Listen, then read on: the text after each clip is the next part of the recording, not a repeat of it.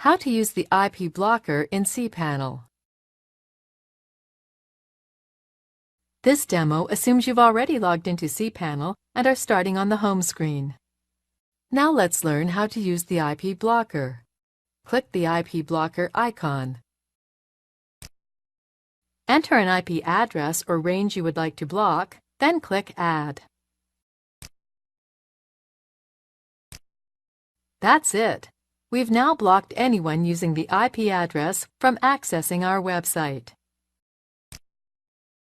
You can see which IP addresses are currently being blocked. And you can remove IP blocks by clicking here.